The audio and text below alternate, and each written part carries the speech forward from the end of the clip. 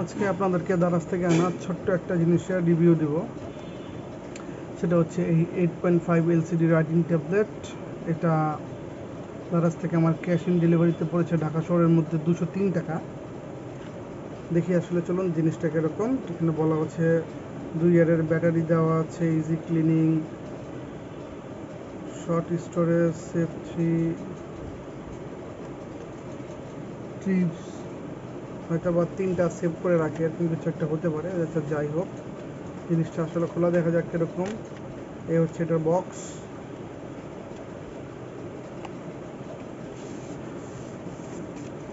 খোলার পর জিনিসটা এরকম পাওয়া গেল। আচ্ছা, বেশ ভালোই বলবো। প্যাকেজিং যেটা দেওয়া আছে সেটা খুব বেশি মোটা না হলেও এটা মোটামুটি ছোটোখাটো আঘাত থেকে রক্ষা করবে। প্যাকেজিং ভালোই ছিল। ঢাকার মধ্যে আমার 2-3 দিনে চলে এসেছে, তাড়াতাড়ি ডেলিভারি পেয়েছি বলা যাবে পুরান ঢাকাতে। আচ্ছা, প্রথমে আসি এই জিনিসটার কী কী আছে। আচ্ছা, এখানে পেন দেওয়া আছে প্লাস্টিকের। বিল কোয়ালিটি খারাপ বলা যাবে না, এই দামে ভালোই। এটা হচ্ছে পেছন দিক। আচ্ছা, এখানে একটা স্ক্রু দেখা যাচ্ছে। তার এখানে এই জায়গাটাতে স্ক্রুটা খুললে, এই জায়গা থেকে স্ক্রুটা খুললে এই জায়গাটা ওপেন হবে। এখানে ওই 3 ভোল্টের যেটা কিনা আমাদের যে কয়েন ব্যাটারি হিসেবে পরিচিত সেটা দেওয়া আছে, সেটা থেকে এটার পাওয়ারটা আসে। আচ্ছা, এবার এটা দিয়ে লিখে দেখা যাক, বা লিখা বেশি স্মুথ।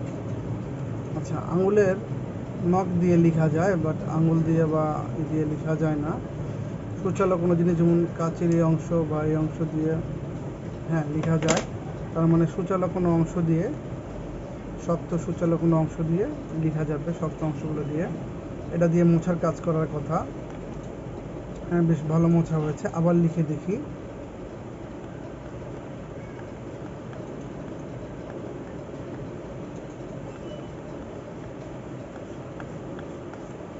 লেখা বেশ ভালোই হয়। তবে আমি যেটা অর্ডার করেছিলাম সেটার লেখাগুলির আসলে কালার চেঞ্জ হওয়ার কথা, অর্থাৎ কিছু দূর লিখলেই একটা থেকে একটা লেখা অথবা দাগগুলো একটু পরপরই কালার চেঞ্জ হওয়ার কথা ছিল। মানে মাল্টি কালারটা অর্ডার করেছিলাম, সেলার সেটা দেয়নি।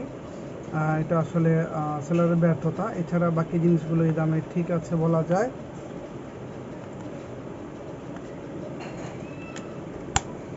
তো আজ এ পর্যন্তই, ধন্যবাদ। দারাজ থেকে অর্ডার করা একটা সেন্সর লাইটের আনবক্সিং বা রিভিউ দেওয়ার চেষ্টা করছি। এটা অর্ডার করেছিলাম 2-3 দিন আগে, খুব বেশ দ্রুতই চলে এসেছে।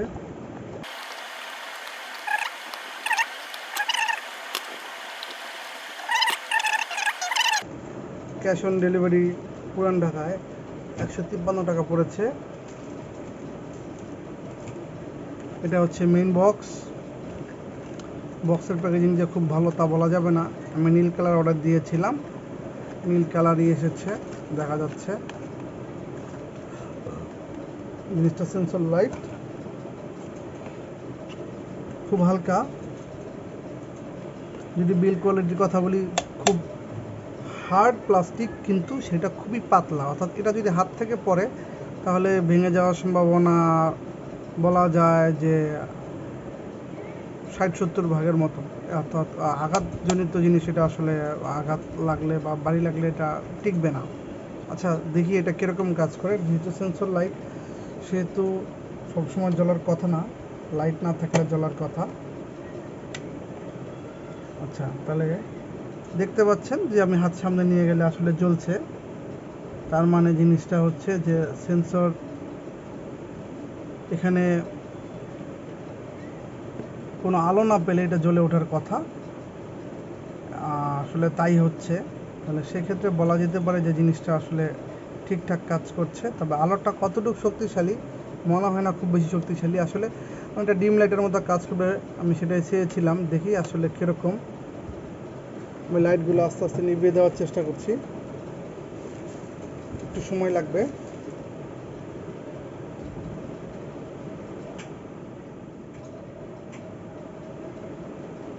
হ্যাঁ, লাইটগুলো সবগুলো নিভিয়ে দেওয়ার সাথে সাথে এটা জ্বলে উঠেছে। তার মানে আসলে জিনিসটা ঠিকঠাক মতো কাজ করছে।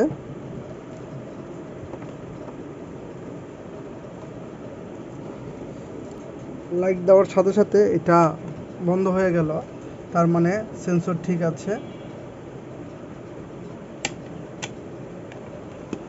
আর প্লাগ হচ্ছে চৌকোনা টাইপের গুলো, দাম অনুযায়ী খারাপ না, দারাজ থেকে আনা। আরেকটি প্রোডাক্টের রিভিউ নিয়ে এসেছি।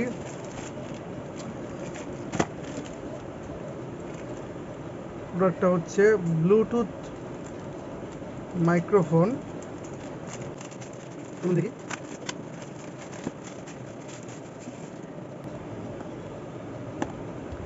K8 ওয়্যারলেস মাইক্রোফোন, এটা বর্তমানে বেশ জনপ্রিয় হয়েছে। দেখতেই পাচ্ছেন প্যাকেটের গায়ে লেখা আছে plug and play, clear, timbre, highly sensitive, 20 meters of accessible reception, মানে 20 মিটার পর্যন্ত পাবে, প্রিসাইজ অডিও, ওয়াইডলি কম্প্যাটেবল, এ ধরনের অনেক ধরনের কথাগুলো লেখা আছে এখানে। প্যাকেজিং বেশ ভালোই।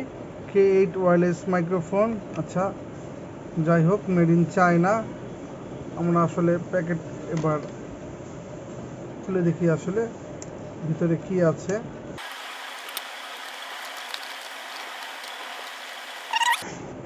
খুলতে হয়, খোলা হলো। এখানে একটি মাইক্রোফোন, একটা ক্লিপ আছে, এটা পাওয়ার বাটন। আচ্ছা দেখছি একটু বড় অন হয় কিনা। এইটা মোবাইলের সাথে লাগানোর জন্য টাইপ সি পোর্ট দেওয়া আছে, যে কোনো মোবাইলের সাথে সহজেই লেগে যাবে বলে আশা করি। এই মোবাইলে দেখি এই রিসিভারটা কীরকম ভাবে ফিট হয়। টাইপ সি পোর্ট, হ্যাঁ আসলে বেশ ভালোই ফিট হয়। এখানে বক্সে আর কি কি আছে, এই পাশে যেই রয়েছে এটা সম্ভবত চার্জার, সরি চার্জিং কেবল। আচ্ছা এখানে এর ভিতরে রয়েছে ইউজার ম্যানুয়াল, বেশ বড় সড়ো একটি ইউজার ম্যানুয়াল। আচ্ছা এই জিনিসগুলো আমরা একটু পাশে রেখে দিই।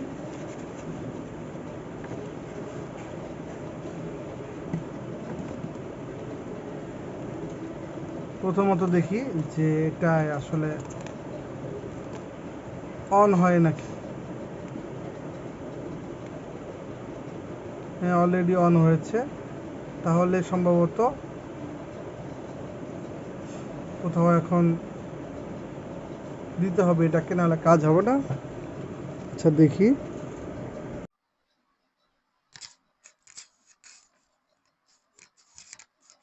জানি না এই মুহূর্তে সাউন্ড কোয়ালিটি কিরকম আসছে। এটার রিসিভার পার্টটাকে যে মোবাইলটা দিয়ে আমি ভিডিও করছিলাম সেখানে কানেক্ট করার পর এটা যে লাইটটা বিপ করছিল সেই বিপটা চলে গেছে। এখন আমি এটাকে আমার গেঞ্জিতে ক্লিপ দিয়ে লাগিয়েছি। ভিডিওতে সাউন্ড কোয়ালিটি কেমন হচ্ছে আপনারা বুঝতে পারবেন। তো এখানে এই জিনিসগুলোই মোটামুটি ছিল, এছাড়া আসলে তেমন কিছু এখানে নেই। এখন দেখার বিষয় একটাই আছে যে এটা প্রপারলি চার্জ হয় কিনা বা চার্জটা কতক্ষণ থাকে, এটা ছাড়া আসলে আর তেমন কিছু নেই। এবং সেটা আমি পরীক্ষা নিরীক্ষার পর যখন আমি জিনিসগুলো বুঝতে পারবো তখন আমি ভিডিও ডেসক্রিপশনে সেগুলো আমি দিয়ে দিব, যে এটা কতক্ষণ চার্জ রাখতে পেরেছে বা কি, সেটা আমি পরে জানিয়ে দিব।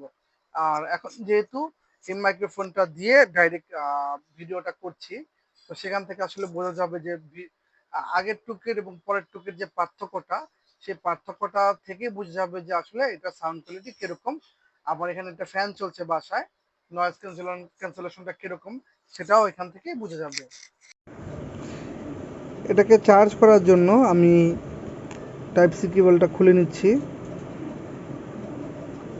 অথবা যে আমার মোবাইলের চার্জার আছে পাশে একটা চার্জার দিয়ে আসলে সরাসরি চেষ্টা করে দেখা যেতে পারে।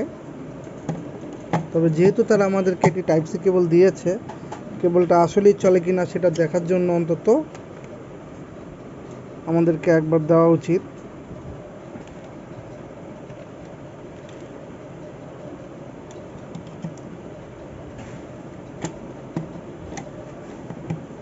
এটা দিয়ে আমি আমার রেগুলার মোবাইল চার্জ দেই। তো এখন এটা দিয়ে আমরা ট্রাই করে দেখি আসলে যে চার্জ হয় কিনা। চার্জিং পোর্টও টাইপ সি।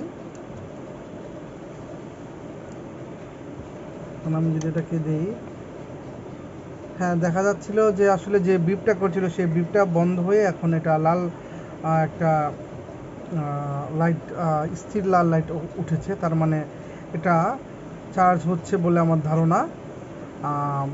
ডিসক্রিপশনে পরে দিয়ে দেওয়া হবে যে আসলে এটা চার্জ হতে কতক্ষণ লেগেছে বা এটা চার্জ কতক্ষণ থাকে এটা ব্যবহার করার পর, সে বিষয়ে আমি আসলে মন্তব্য করতে পারবো। তবে চার্জ হচ্ছে।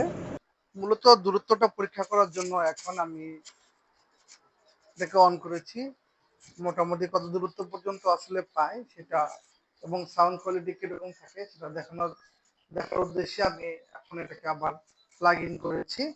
আমি মোটামুটি আমার রুম থেকে দুটো রুম, ডাইনিং স্পেস, তারপরে আরেকটি রুম, তারপরে লাস্ট একটি রুমে চলে এসেছি। মোটামুটি বেশ ভালোই দূরত্ব। তো সেক্ষেত্রে সাউন্ড কোয়ালিটি কিরকম রিসিভ হচ্ছে সেটা দেখার জন্য আসলে দেখি আমার সাউন্ডগুলো বা বলা কথাগুলো আসলে রিসিভ হয়েছে কিনা বা কি অবস্থা।